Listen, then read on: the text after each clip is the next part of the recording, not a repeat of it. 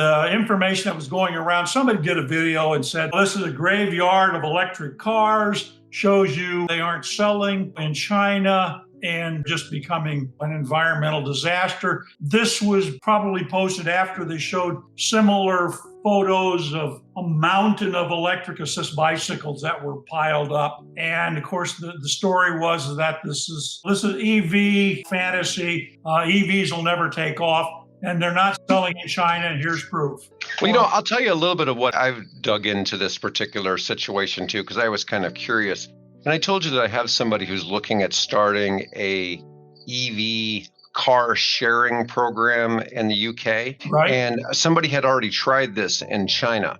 Now, the problem in China is there's no place to park cars. Right. And there's a whole lot of different issues you have with the Chinese economy. And they're very used to using mass transit, much more so than Americans or the British or anybody like that, and on a completely different scale than what we're used to. And my understanding is a very large percentage of these cars were owned or are owned by an EV ride-sharing company or car-sharing company. And so there are a fair amount of, there's nothing wrong with the cars. They could be repurposed and sold, but somebody does own these and they're not using them. Yeah, because for obviously multitude of reasons, but you're right. I have actually sat in traffic jams in Beijing, and the traffic in Beijing is a mess. And this was 20 years ago, so I can't imagine what it's like now. So the idea, it has value as long as it sort of meets what the market demands are and the local traffic conditions are. In China's case here, there was less of a need for this car sharing concept. I think the article here in the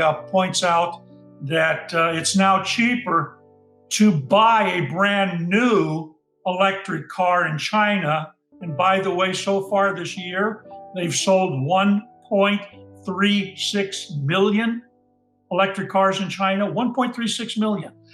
So it's cheaper to buy an electric car in China than it is to take and refurbish these and try to resell them. So they sit there. It's a shame, but it's kind of the results of capitalism sometimes gone a little crazy. So nice. Well, is a lot of cars in the picture, but I mean, you could probably, if you went and you took a look at Lucid from the air, there's probably that many cars sitting outside of the Lucid plant in the United States. So it's not that staggering of an amount of vehicles. It just really seems odd just because of what they are and where they're at.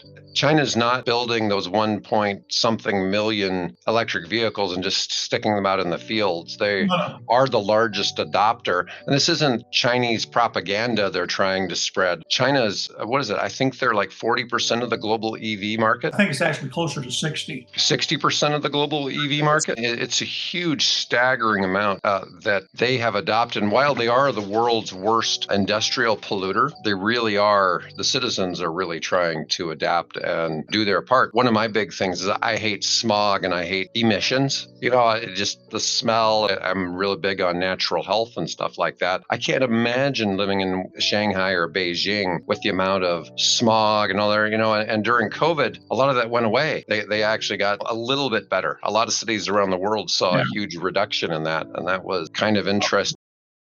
Hi, I'm David with EV World News. If you like this video, then please press the like button. If you like the content and would like to see more videos on electric vehicles, then please hit the subscribe button. If you have some feedback for us, please let us know in the comments. Have a great day.